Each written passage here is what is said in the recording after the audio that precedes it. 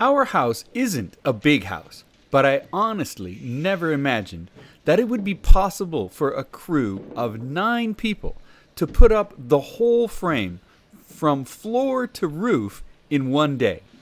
But that's exactly what happened last Saturday.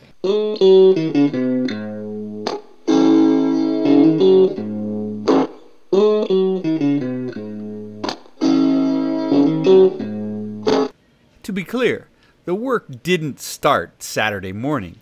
It started weeks earlier as the frame was planned out, first on the drafting table, then cut on a router saw table, and finally labeled for assembly based on a blueprint, or something to that effect. But the wood joinery here was much more complex and intricate than just dados, grooves, and rabbets. Many of the complex designs I'd never seen, but they were so cleanly and precisely cut that they simply would have to fit together like hand in glove. Saturday was the designated day, but it couldn't happen if the weather didn't cooperate, and the forecast was for rain on Friday and Saturday. Still, in true Hakuba style, nobody pulled the plug on the plan, because you just don't know what the weather is going to do until it does it. My wife prayed for sun, or at least clouds with strong bladders, but on Saturday at 6 a.m. it was still raining. We got up anyway and got ready to go over to the house. And by the time we left, the rain had stopped. So, with all the wood delivered to our land, and a crane anchored on our kind next-door neighbor's driveway, those 9 guys showed up with Shimokawa-san, our builder, and we held a little ceremony. なんとか天気も雨マークから晴れマークに変わってくれたんで、なんとか一日寒いですけど、怪我のないようにしてもらって、ちょっと足場滑ったりすると思うんで、それだけまた気をつけていただいて、安全第一でまた一日よろしくお願いします。That's what's known as the Joto Shiki, and it's not quite as formal as the land blessing a couple of months ago, Jichinsai. In the old days, it was a much bigger deal, with catered food and alcohol flowing on the build site. But better judgment and less disposable income has changed the habits of modern Japanese, and so the ceremony was just accompanied by some gifts. We gave each worker a bag of rice and a 1-cup sake to take home. In addition to the gifts, there is the matter of a sizable tip given to the head carpenter, about $300, and the tossing of salt and sake at all 4 corners to keep the bad spirits away during construction. Without it, trouble could happen on the build, or a stray, malevolent spirit could wander in and take up residence in your house-to-be. The formalities out of the way, we said a toast and the work began in earnest. It was a thing of beauty to watch it all come together.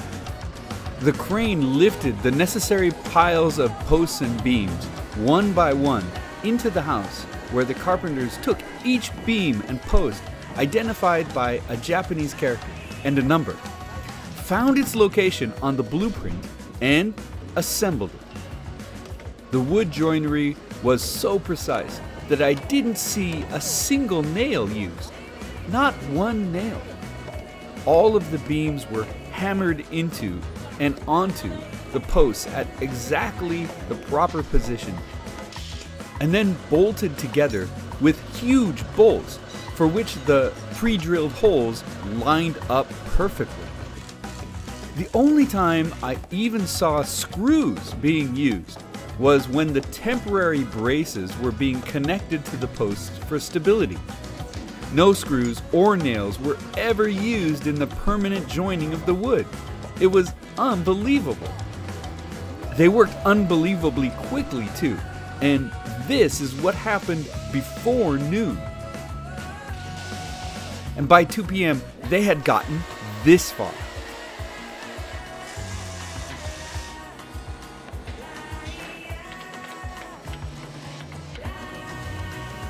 By 4 p.m., they were nearly done. and the blue tarps started to go up to protect the house from the rain that might fall later that evening. And that was it.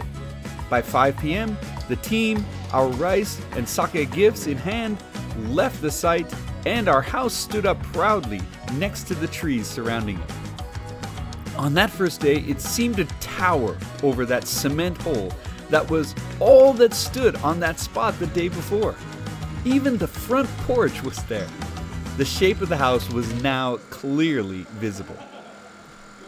The next day was an absolutely beautiful day in Hakuba, and for the first time our house stood amongst its neighbors looking almost ready for a family to move in. But that, of course, is an illusion. We're still months away from living here. And those months will be exciting, interesting, and perhaps sometimes a little disappointing. But this adventure is really just beginning.